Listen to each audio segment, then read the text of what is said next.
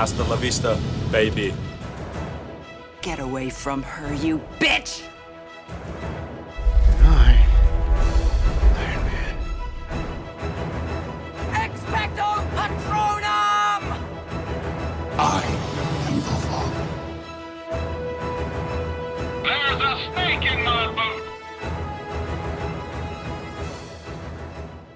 What is going on, Batman fans? Ryan O'Toole back here again, giving you guys my most anticipated review of the year. If you guys are new here, feel free to click that subscribe button and that bell notification icon for more reviews, reactions, rankings, and more movie content. It's finally here, guys. Last night, I finally saw my most anticipated movie of 2022. It finally releases in theaters worldwide this week, guys.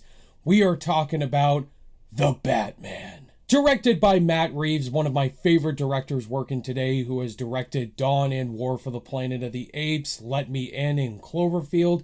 And this movie stars Robert Pattinson as our newest Batman. You also have Zoe Kravitz as Catwoman, Paul Dano as the Riddler, Jeffrey Wright as Commissioner Gordon, Andy Serkis as Alfred, and Colin Farrell as Penguin. Now, before I get into this review, guys, this review is 100% spoiler free. I know a lot of people haven't seen The Batman yet, and if you haven't seen The Batman yet, do not worry, guys. This review will be completely spoiler free. You are totally safe here. When the Riddler, a sadistic serial killer, begins murdering key political figures in Gotham City, Batman is forced to investigate the city's hidden corruption and question his family's involvement. Now, you guys have heard this in a majority of Batman reviews already. This was my most anticipated movie of 2022 because Batman is my favorite superhero of all time.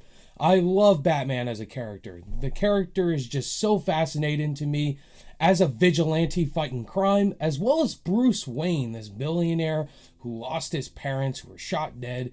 And many of the Batman films are hit or miss. And then when I find out Ben Affleck wasn't doing his own Batman, he was stepping down as the character, wasn't directing it, I was kind of disappointed because I really like Ben Affleck as Batman.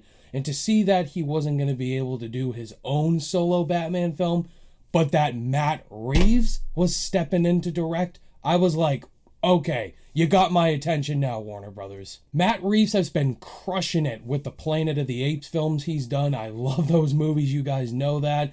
And just him as a filmmaker, he felt perfect for Batman. He wanted to do something different.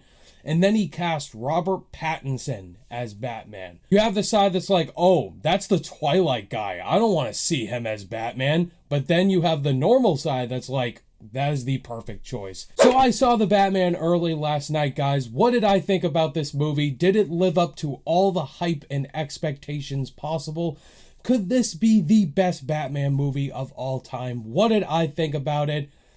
I loved every minute of this movie, guys. Matt Reeves has done it, guys. He made the perfect Batman movie that we've been wanting for years. This is, I'm not even kidding you guys, this is one of the greatest comic book movies I have ever seen. And let's jump right off the bat and say this is the detective story that I've been wanting in a Batman movie in forever. In the previous Batman films, we saw a little bit of detective elements, but Matt Reeves goes all out, full detective story. Batman is actually solving the stories and the crimes going on with Gordon in this film, played brilliantly by Jeffrey Wright. And Batman is actually on his A games trying to solve this case and actually be a detective. And this movie has huge inspiration off of David Fincher's films like Seven and Zodiac. I saw Seven and Zodiac throughout this entire film. Just the tone and just the way Gotham looks. Like Gotham City looks absolutely lived in this film. When this film opened up, I felt like I was in Gotham. And whenever Batman is first introduced, I felt the chills. Like, this is the best Batman introduction I have ever seen by far. And now let's get to the elephant in the room. Robert Pattinson as Batman. I'm saying it. I'm going all out. Robert Pattinson is the best Batman we have ever seen. He shuts those naysayers up within the first 5 minutes. I'm like, he's the best Batman ever. Like, his introduction was everything I wanted to see. His portrayal of Batman, he's in that Batman costume for like 85% of the movie, and then the rest 15% he's Bruce Wayne. You get to see Batman more, and Robert Pattinson getting more comfortable as the character. And his chemistry he has with everybody, starting with Gordon, is amazing. Jeffrey Wright and him were my favorite parts of this movie. Being that true detective as well as the Cape Crusader.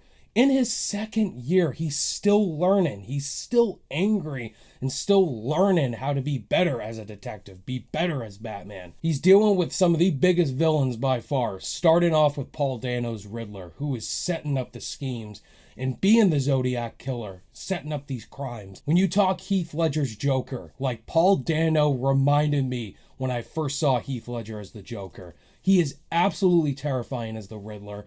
Like, every scene with him, I was on the edge of my seat. And Paul Dano was so perfectly cast as that character. He's so creepy, unsettling, and interesting. Zoe Kravitz as Catwoman was a casting I was very excited to see. Catwoman is one of my faves as well. And Zoe Kravitz was fantastic as Catwoman. Selena Kyle, again, she's in her beginning stages as well with Batman. And she actually has an interesting story in here. She's actually trying to accomplish something in here. And they feel very similar, both her and Batman in here. And I thought Zoe Kravitz, I'm going to say it, she's my favorite Catwoman, even over Michelle Pfeiffer. And Anne Hathaway, too. I just really enjoyed Zoe Kravitz in here. She just brought this swagger and badassness to the role. Let's talk Colin Farrell, because I didn't even see Colin Farrell. I just saw this really ugly-looking guy as the Penguin that is pretty creepy. I mean, we saw it in the trailers. We didn't see Colin Farrell through that makeup we saw. And I didn't see it in the movie. Even the way he talks, I didn't even hear Colin Farrell's voice. That is impressive. Colin Farrell as the Penguin was great. I just felt that insanity and over-the-topness from Penguin that I wanted to see, like Danny DeVito in Batman Returns. Colin Farrell was unrecognizable in here. So great. Carmine Falcone was also great. John Turturro.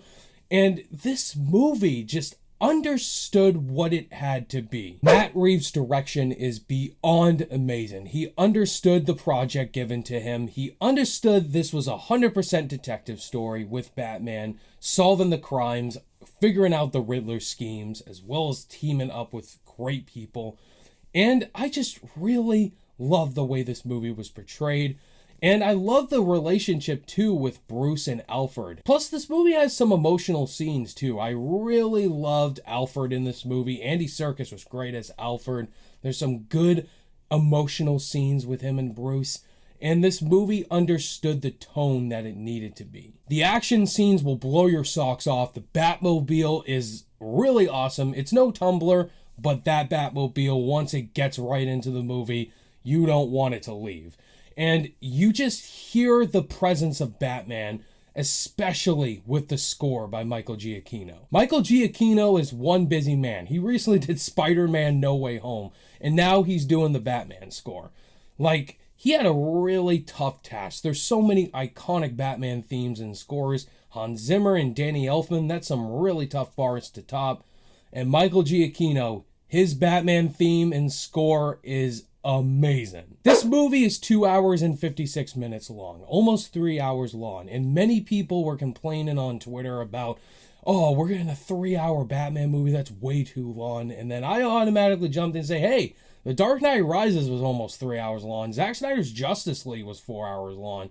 Like, you could sit through a 3-hour Batman movie, but I can understand some people saying, I felt the runtime. And I did feel the runtime in here, and that's not a bad thing. I love a 3-hour Batman movie, but in the third act especially, you could definitely feel the runtime when there's, a lot of points where they could have ended the movie, but then it just kept going.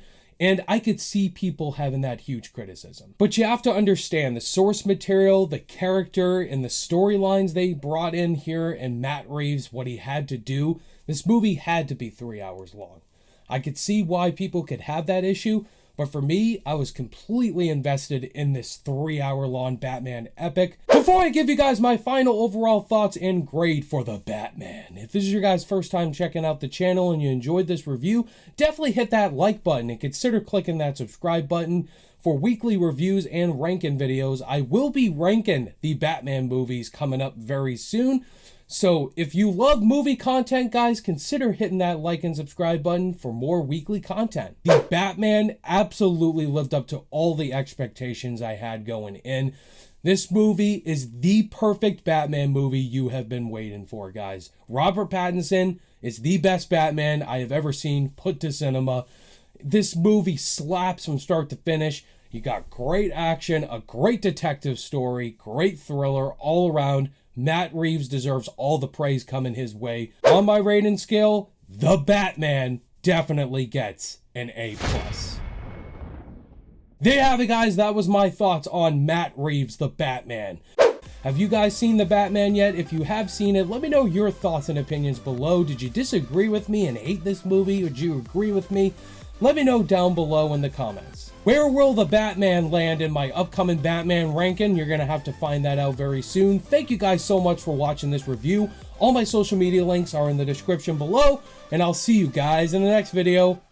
I am vengeance.